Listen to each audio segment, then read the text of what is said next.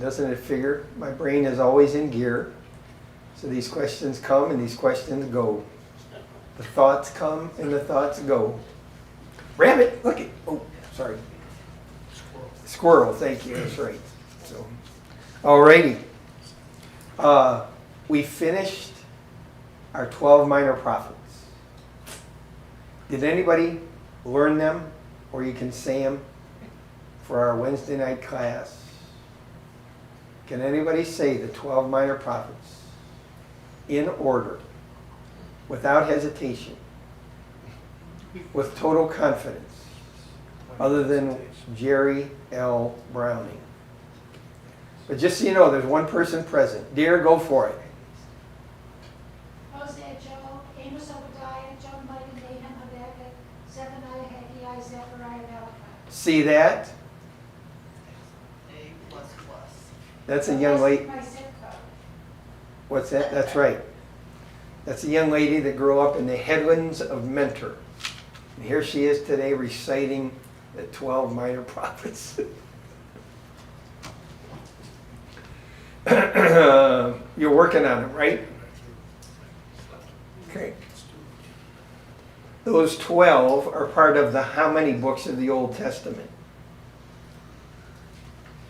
How many books are in the Old Testament? 39. Thank you. Okay? We've got to get these basics down. 39 in the Old, 27 in the New, 66 total. Okay? And then the key is to learn the books in order. So, we're going to start with Matthew. Matthew, Mark, Luke, John, Acts, Romans, 1 Corinthians, 2 Corinthians, Galatians, Ephesians, Philippians, Colossians, 1 Thessalonians, 2 Thessalonians, 1 Timothy, 2 Timothy, Titus, Philemon, Hebrews, James, 1 Peter, 2 Peter, 1 John, 2 John, 3 John, Jude, Revelation. Got it. So the key is, after 2 Corinthians, is General Electric Power Company. Galatians, Ephesians, Philippians, Colossians. And then I go like this because there's 5 T's, and the big T's come first. Thessalonians is a long word. Anybody been to Thessalonica? You can still go there today. I think it's a city still extant. Thessalonica. So it's Thessalonians and then Timothy and Titus. Okay? So 5 T's.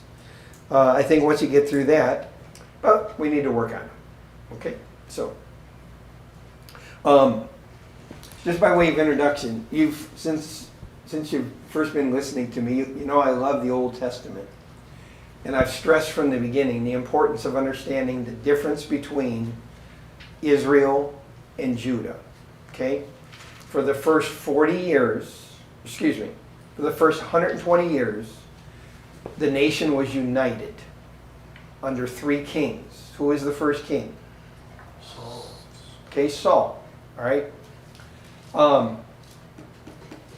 The thing is, you know what's interesting? Is from reading, because Saul is, if I asked you, what book would you go to learn about King Saul, where would you go? What book tells you about King Saul? Samuel. It's 1 Samuel. Very good. See, we got Joshua, Judges, Ruth, and then 1 Samuel. Joshua, they go into the land, right? So they get the promised land. And after Joshua dies, Judges rule for 350 years. That's where Samson comes in, Jephthah, Gideon, those are all judges. Okay?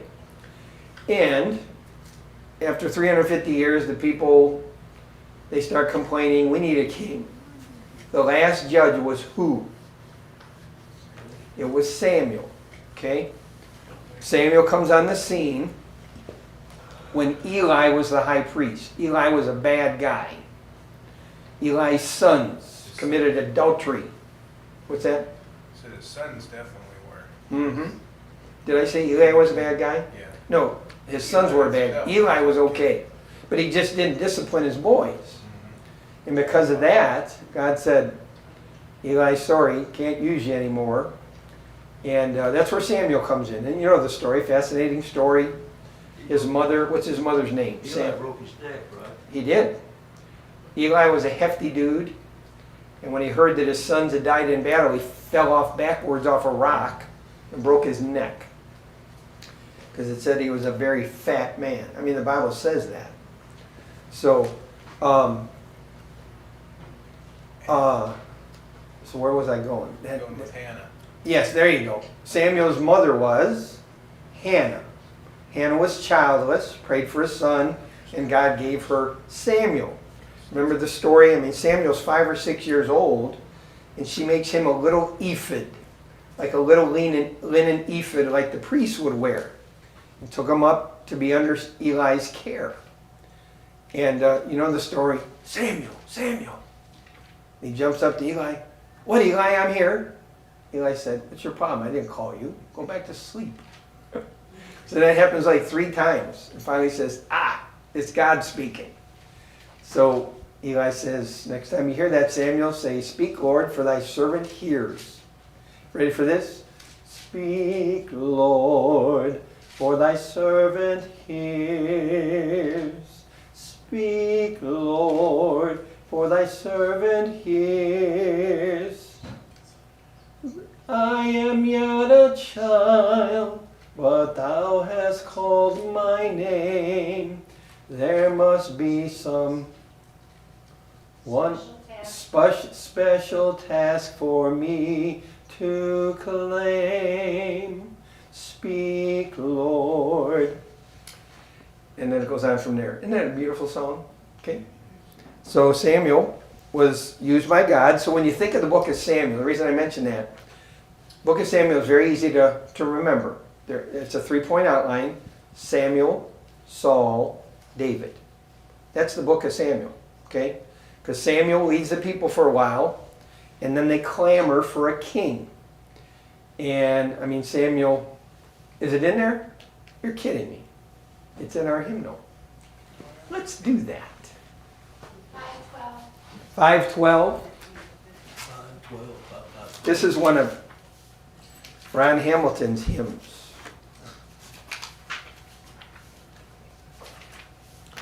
If you want to follow it along while I sing in a minute.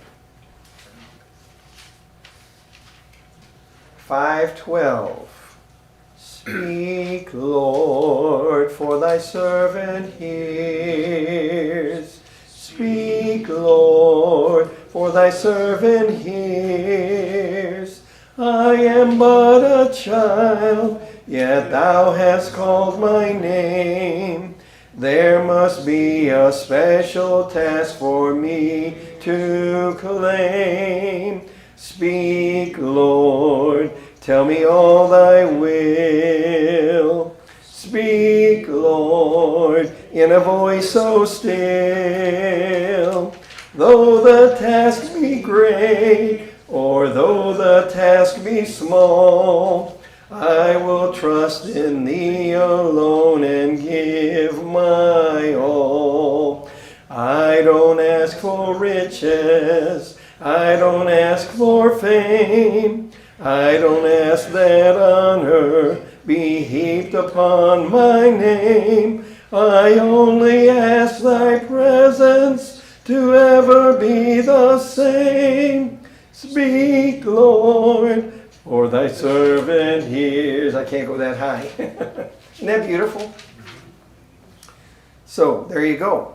Ryan Hamilton. Oh, Nicky Chavers. He worked with Ryan Hamilton. Wrote that. But it's all about Samuel. And it ought to be our heart's attitude as well. Do you realize that? Before you read, when you open the Word, speak, Lord, for thy servant hears. We need to hear from heaven. Okay? What did the Lord want? Well, he was replacing Eli. He was taking over the leadership. When the judges ruled, the high priest, he was the religious instructor and leader, and Samuel was going to take his place. Eli was a priest and a prophet, so Samuel was going to take his place. And he did a great job, but the people clamored. And the thing is back in Deuteronomy, Moses told them, down the road, God's going to give you a land, and you're going to want a king. And the thing is, this is where it gets interesting. When you do get a king, he's not supposed to multiply three things. What were they? Do you remember? Horses, women, Horses, wives, wives, and riches, you might say. And yeah, wealth. Just don't, because he didn't want them relying on military. He didn't want them relying on finances. And women are just, yeah, Solomon listened to that one really closely. He only had 1,000. Because, are you in 1 Kings? I had you turn there when you came in. Because 1 Kings, the first 10 chapters, I mean, Solomon, early on, he was very humble. Very humble. He told the Lord, how am I going to lead these people? I'm just a child. And God actually said to Solomon, what do you want me to give you? What did he ask for? He said, I need wisdom. Please. I need wisdom. And God said, okay, I'm going to give you wisdom. But God said, also, I'm going to give you wealth. So that's the thing there. It's like, But notice how 1 Kings 11 starts out.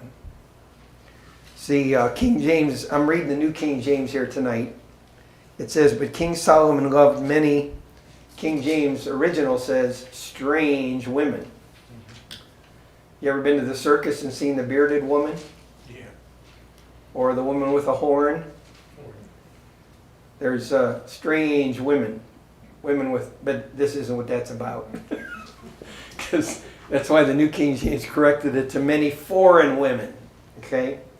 Back then, if you want to make peace with a country, you would marry one of the women that was in the uppity up, king's daughter, okay? And it started with Pharaoh's daughter, didn't it? Okay? So Solomon, I mean, 1,000 wives, and that's what it says. But, I mean, the first 10 chapters, it's like, wow, they're up here, they're riding high. But he loved many strange women. Notice, as well as the daughter of Pharaoh, women of the Moabites, Ammonites, Edomites, Sidonians, and Hittites, from the nations of whom the Lord had said to the children of Israel, you shall not intermarry with them, nor they with you. Surely they will turn away your hearts after other gods. Solomon clung to these in love. Notice, 700 wives, princesses, and 300 concubines. And what happened? What's the next phrase? His wives turned his heart away his heart. For so it was so when Solomon was old that his wives turned his heart after other gods, and his heart was not loyal to the Lord his God. Can you imagine 1,000 women making demands on you? Like, you build her a shrine, why can't you build me one? I mean, think about it. So he had to accommodate all these demands, and all of a sudden God is not his primary focus. And near the end of his life, because everything was made of gold, I mean, it was expensive. It was like California in the making, what can I say? In New York. So, the thing is that what I wanted to tell you was, getting back to the Samuel anointed the first king, and his name was Saul. In this, just I hope you can retain this little factoid. The only place we find out, keep your finger here and turn to Acts 13. Okay, Acts 13. Matthew, Mark, Luke, John, Acts. You all know those books, right? You're so familiar, you say them when you wake up at night, in your sleep. Acts 13.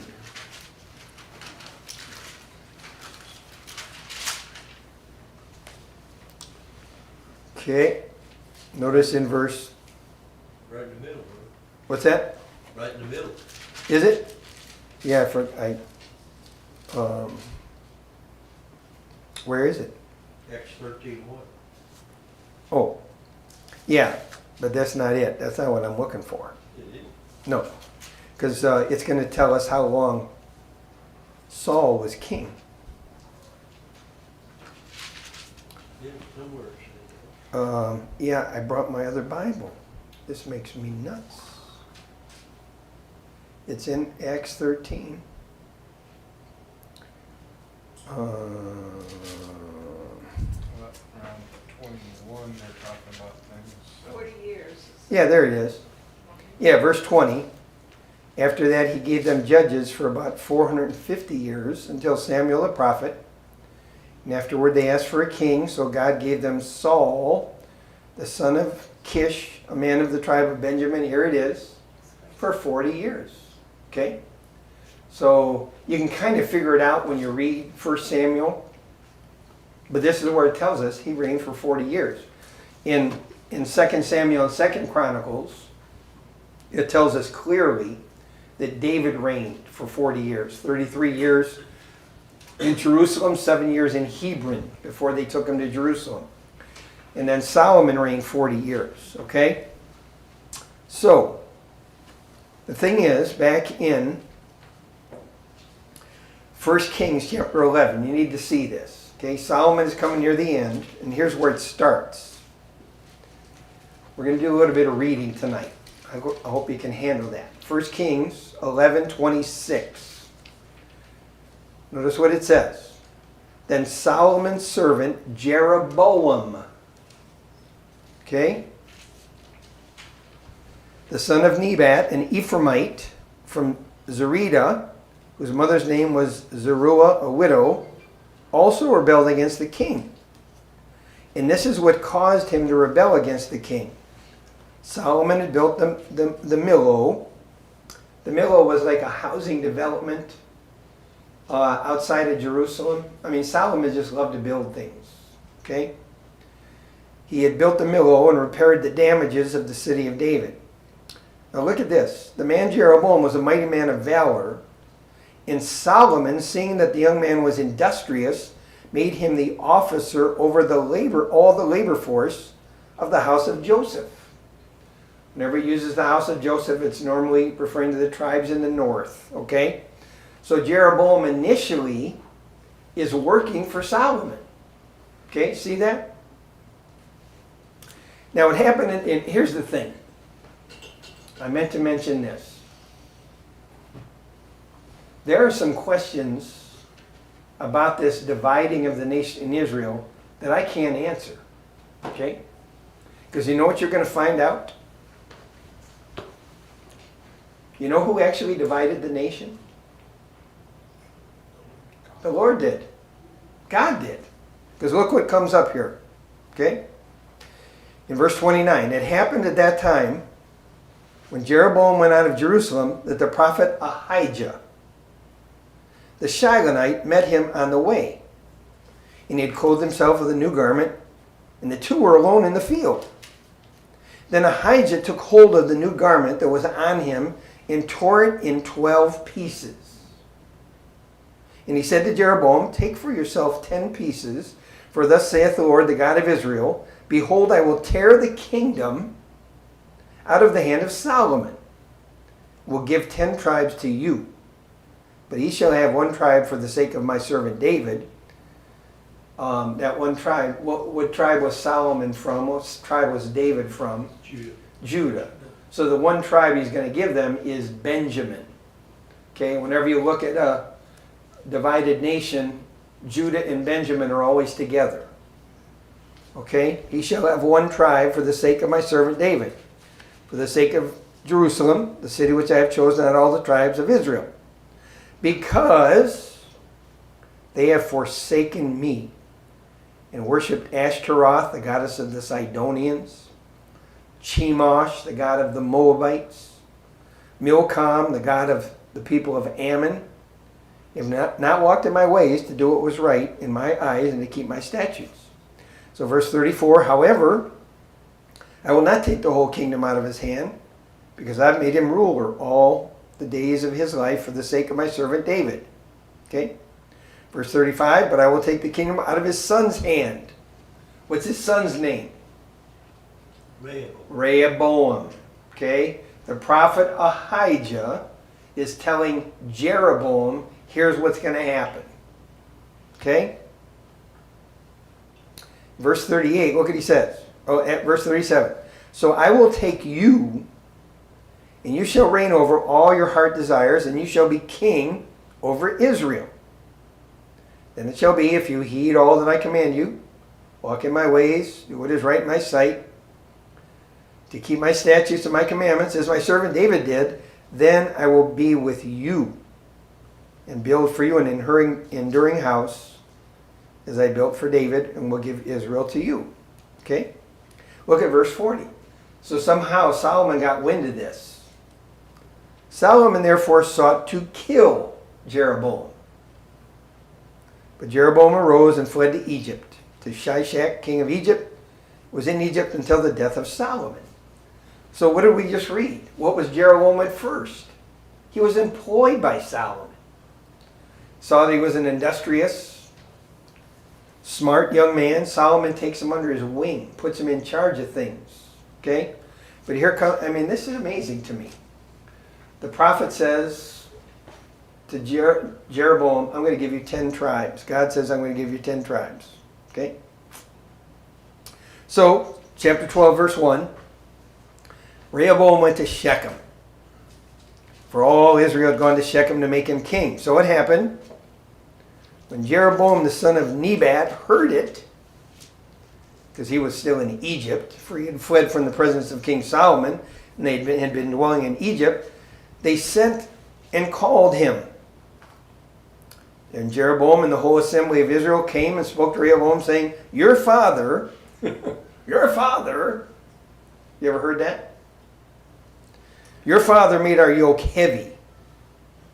Now therefore lighten the burdensome service of your father in his heavy yoke, which he put on us, and we will serve you. What was the burdensome heavy yoke? Taxes. It's taxes. My dad was born in 1919. I still remember the Edsel that he drove from the 40s. And gas back then was 16 cents a gallon. And a loaf of bread was under a dime. And back in the 50s and the 60s, a man could work and take care of his family. You know what the difference is between then and today? You know why one guy hardly can't do it anymore? What's the one word beginning with T? Taxes. That's right. Back then, you look at the taxes, they were about this many. Now, it's a 6-foot sheet of paper. You pay taxes on everything. Tax on tax. It's sickening. It's taxes. Why? To pay for the government. Does the government take care of you? No. It's supposed to be a safety net. Insurance is the other part, Yeah. the big guy. That's right. Yep. But bottom line, it's just, so, but imagine in Solomon's, everything was gold. And Solomon, and he had 1,000 wives. Think about that. What do you think it took to take care of 1,000 wives? A lot of gold.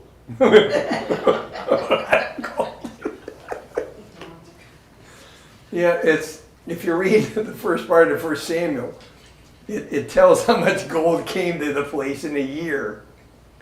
And it had to keep coming. So, but eventually, it quit coming because God started chastening Solomon, and he had to impose that on the people. So they had to replace what was coming from the outside. Okay? Your father made life burdensome. So he says in verse 5, depart for 3 days and then come back to me. Okay? He says, give me 3 days to think about it. So King Rehoboam consulted the elders who stood before his father Solomon while he still lived and said, how do you advise me to answer these people? They spoke to him saying, if you will be a servant to these people today and serve them and answer them and speak good words to them, then they will be your servants forever. Listen to what they have to say. Be a good guy over the people, right? But he rejected the advice which the elders had given him. and consulted the young men who had grown up with him, who stood before him. He said to them, "What advice do you give? How shall we answer this people who have spoken to me, saying, 'Lighten the yoke which your father put on us'?" Then the young men who had grown up with him spoke to him, saying, "Thus you should speak to this people who have spoken to you, saying, 'Your father made our yoke heavy, but you make it lighter on us.' Thus you shall say to them, 'My little finger shall be thicker than my father's waist.'" What does that mean? My little finger. What's he, in essence, what's he saying? What are they? Come down on you hard. Yeah. Yeah. It's going to be really rough. Okay? My little finger, a proverbial manner, he was of saying he was going to come at them with greater force than Solomon had exhibited. Okay? And you'll notice here, in verse 11, "Now whereas my father put a heavy yoke on you, I will add to your yoke. My father chastised you with whips, but I will chastise you," King James says, "with scorpions." But it's the word scourges. I'm going to put something in the end of the whips, like pieces of bone and glass. And so I'm not just going to scourge you or whip you, you're going to get scourged. So Jeroboam in verse 12, and all the people came, Rehoboam, Jeroboam, and all the people came to Rehoboam. Isn't that confusing? Jeroboam served Solomon. Rehoboam was the rightful heir to the throne. Okay? So they come to Rehoboam the third day, and the king had directed them, saying, "Come back to me the third day." Then the king answered the people roughly, rejected the advice which the elders had given him. And he spoke to them according to the advice of the young men, saying, "My father made your yoke heavy, but I will add to your yoke. My father chastised you with whips, but I will chastise you with scourges." So the king did not listen to the people. Here's the key. For the turn of events was from the Lord, that he might fulfill his word, which the Lord had spoken by Ahijah the Shilonite to Jeroboam the son of Nebat. So there you go. God did this. Okay? So in verse 16, "Now when all Israel saw that the king did not listen to them, the people answered the king, saying, 'What share have we in David? We have no inheritance in the son of Jesse. To your tents, O Israel. Now see to your own house, O David.'" So these 10 tribes, they go away, they're angry. So who's the first guy that Rehoboam sends up there to try and talk to him? Do you know the answer? The tax collector. Look at verse 18. "Then King Rehoboam sent Adoram, who was in charge of the revenue." He says, "Adoram, go try and talk to these guys." Look what they did, folks. They stoned him with stones and he died. Because imagine, what was he going to say to the 10 tribes? Like, "Oh, hey, fellas." I mean, isn't this crazy? So the question is this the first time you've read this or heard this? Anybody? Do what? Is this the first time you've read this or heard about this? The nation Israel dividing?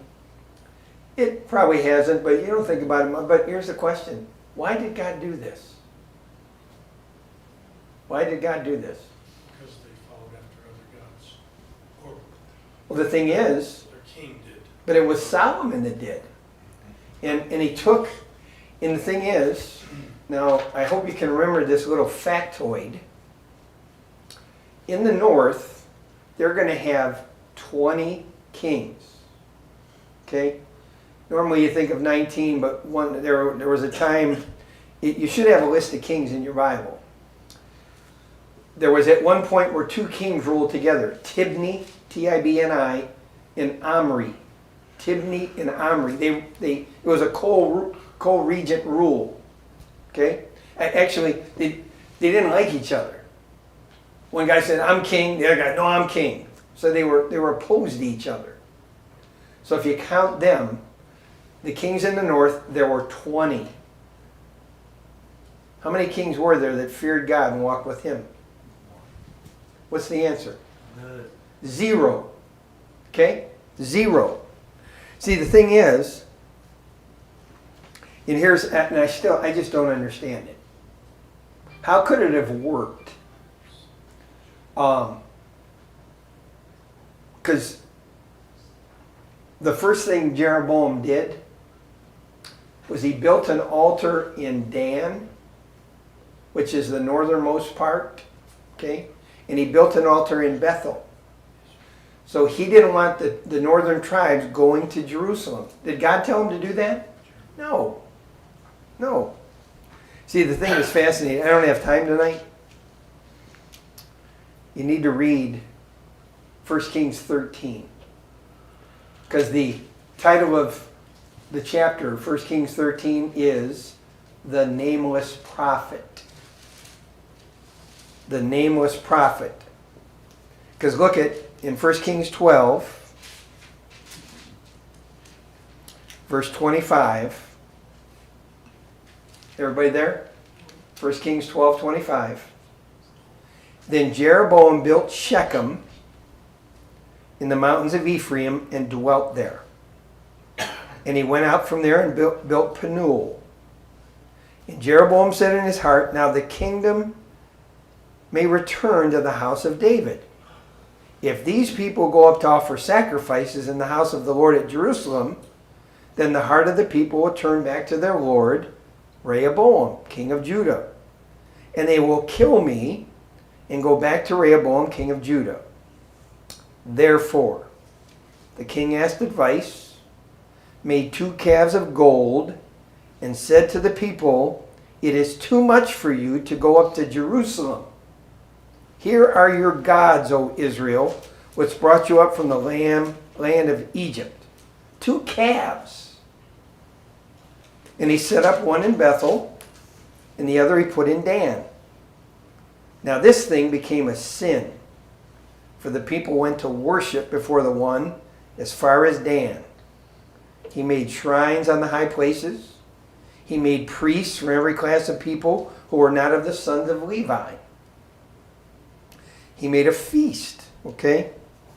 So, when you come to chapter 13, while Jeroboam, I don't know how many of you know the story. I wish we had time to read it all, but Jeroboam's offering a sacrifice on one of the altars, and this prophet shows up and says, they're going to burn the bones of these false prophets on this altar. And while Jeroboam's listening, he goes like this, seize that guy. He points at the prophet, and all of a sudden his arm goes, it shrivels up. It's like, uh-oh. His arm just kind of curled up, turned leprous, I guess. And all of a sudden he changed his attitude. Jeroboam, the next word out of his mouth was a simple 4-letter one. Help. Okay, he was real bold. Or, you know. So, but you got to read this story. Because are you familiar with the nameless prophet? After he tells Jeroboam what God's going to do, God says, get out of there. Don't eat with anybody. Don't stop anywhere. Just get out. You need to see this. Look at 1 Kings 13, verse 15. There's an old, crusty old prophet shows up. And he said to him, come home with me and eat bread. And he said, I cannot return with you, nor go in with you, neither can I eat bread, nor drink water with you in this place. For I have been told by the Lord, by the word of the Lord, you shall not eat bread, nor drink water there, nor return by going the way you came. So what does the old prophet say? I too am a prophet, as you are. And the angel spoke to me, and an angel spoke to me by the word of the Lord, saying, bring him back with you to your house, that he may eat bread and water, drink water. What's the next phrase? But he lied to him. So we went back with him, and ate bread in his house and drank water. And it happened as they sat at the table, the word of the Lord came back to the prophet and cried out to the man of God, thus says the Lord, because you disobeyed the word of the Lord. Wait a minute. You lied to me. Right? So look at verse 24, or verse 23. So it was, after he had eaten bread and after he had drunk, that he saddled the donkey for him, the prophet whom he had brought back. And when he was gone, a lion met him on the road and killed him. And his corpse was thrown on the road, and the donkey sat by it. The lion also stood by the corpse. And there men passed by and saw the corpse thrown on the road, and the lion standing by the corpse. If a lion kills a guy, and there's a donkey there next to it, what do you think the lion's going to do to the donkey? He's going to kill him. But here it's like, okay, I mean the lion's just sitting there, and the donkey's sitting there, and there's a dead man in the road. What's that all about? I mean, the nameless prophet. The guy lied to him. Isn't this a crazy story? Yeah. Okay? Here's the thing. If God was going to change plans for the nameless prophet, do you think he might have told him? Okay? Or the nameless prophet should have said to the old prophet, wait a minute, you know what? Let me go ask God about this. Because he hasn't said anything to me yet. Okay? I mean, it's the nameless prophet, it's his fault. God told him what to do. Okay? But here's you do realize there's a message here. This guy's a prophet. He's probably a false prophet, but the younger prophet trusted him, and he lied to him. What's that tell you about religious leaders, folks? Just because somebody has reverend in front of their name, okay? The devil takes on the appearance as what? An angel of light, thank you. Okay? So the first place, we need to look for the devil. This is going to sound kind of harsh, but it's behind the pulpit. Because he's going to mislead as many people as he can. We just need to be careful. And that's why, whatever you hear me say, don't take my word for it. Check it out yourself. Okay? I'm not God come in the flesh. I'm just a sinful human being. Yes. You would think that God that told Jeroboam what was going to happen. Yeah. He would know he let this happen. Oh, yeah. Jeroboam, No, yeah. I mean, the name was prophet. Oh, no, who are you talking about? the golden calves, altars, Yeah. and all that. Was Jeroboam right in building an altar at Dan and Bethel? Absolutely not. He just, and that's the question But is, God knew he was going to do that yeah, but, because he told him what he was going to do. I mean, there's a yeah, but all God just told him, I'm giving you 10 tribes. You're going to be in charge of those 10 tribes. And the first thing he does, I mean, sure, God knew it, but Jeroboam's responsible. right. I understand that, but you would have thought that. But like I said, George, the bigger question is, why did God do that? Why did he give him 10 and not just 6 and 6? Exactly. And so from henceforth, after this time, now the north is going to be called Israel, and the south is going to be called Judah. Okay? And initially at this time, Samaria is not the capital of the north. Okay? This Omri that I told you about, he buys this hill and names it Samaria. Okay, one of the kings, about the 6th king, buys this, and he was bad. God said, you're the worst so far, but there's one coming worse than you. And guess what his name was? Ahab. He married Jezebel. Okay? So, here's the thing. You know what Romans 15:4 says? Whatsoever things were written aforetime were written for our learning, that we through patience and cover the scriptures might have hope. What do we learn? Don't trust people. Okay? Listen to what God says. It just, I mean, it's the craziest story. Jeroboam worked for Solomon. And then he challenged his son Rehoboam. So, any questions? Anybody confused? Y'all understand what happened here? Anybody confused? I mean, again, we're going to find out. Like, I think the answer that Jeff gave is probably the best. Is God knew that there were the beginnings of serious idolatry in the north, and God was protecting Jerusalem and Judah. Which, we know the story, because what year did the northern 10 tribes go into captivity? 6-0. Nope. Nope. 722, the Assyrians came in and took the northern 10 tribes. Remember, the king came down and surrounded Jerusalem. The angel of the Lord slew 185,000 Assyrian soldiers. Okay? But what year was it that Judah went into captivity? 586. Okay? 586, Jerusalem was leveled. So, 722, the north got taken. 586. So,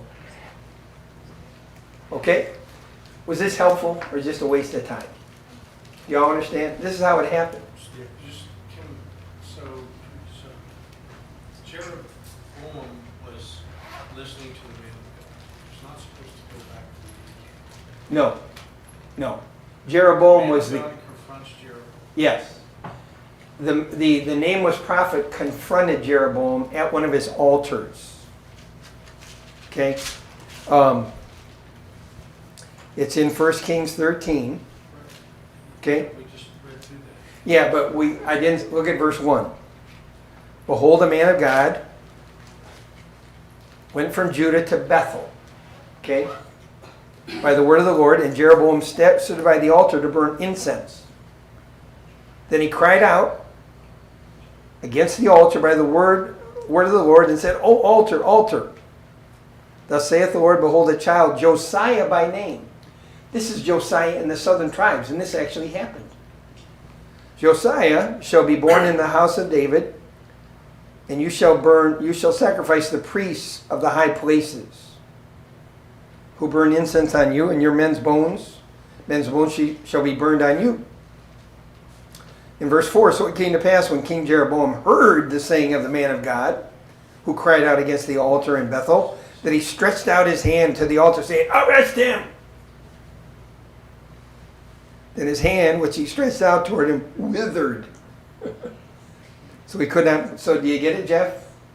He's at the altar. Jeroboam's at the altar, and this prophet shows up. The prophet says, this isn't good. You know that part, but then when he told him, "You're going down," Yeah? and the man of God said to the king, give me half of your house, and I will not go in with you. I will not eat bread, drink water in this place. So it was commanded him, Lord, you shall neither eat, drink bread. Yep. He went another way, did not return the way he came to Bethel. Yes. The nameless prophet. Yes, the nameless prophet. He's leaving. Yes. Not Jeroboam. No, the nameless prophet. So he's hightailing it out.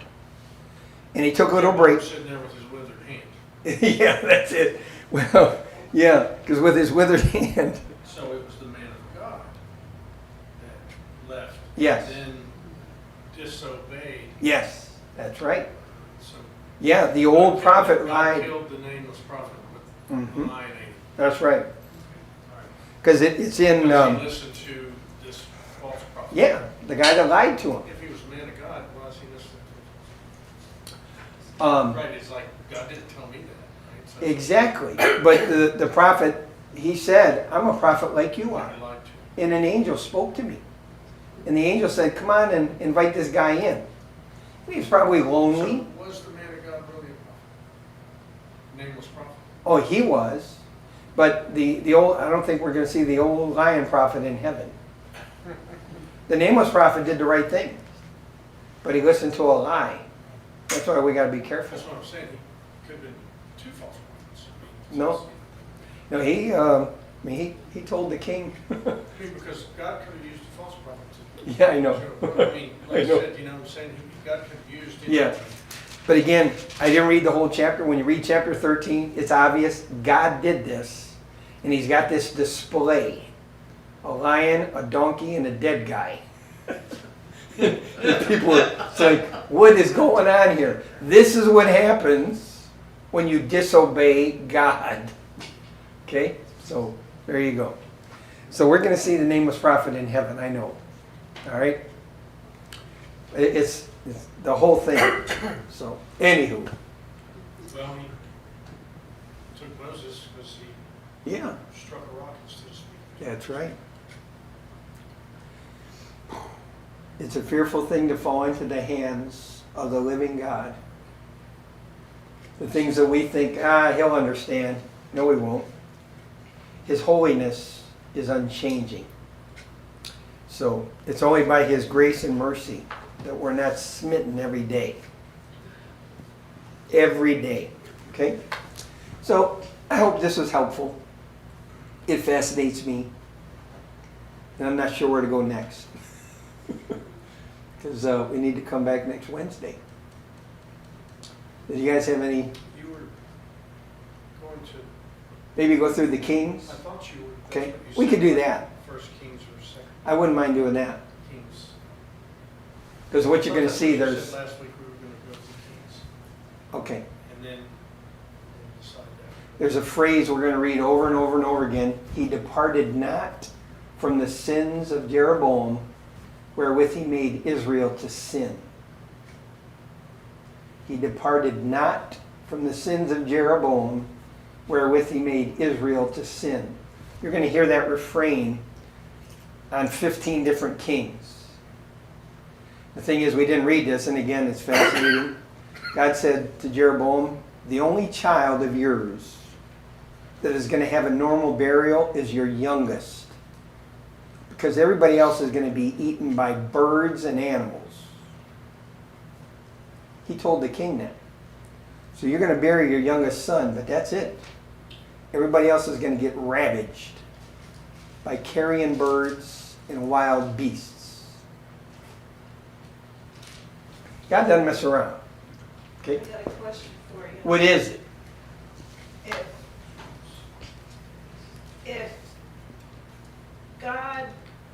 If God's people are Israel, Uh-huh.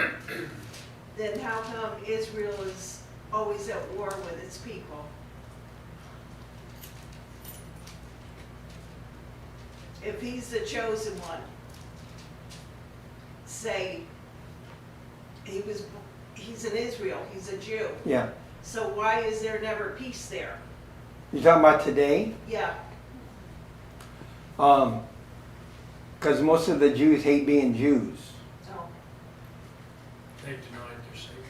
Yeah, that's number one. They've denied Jesus, so they're a mess.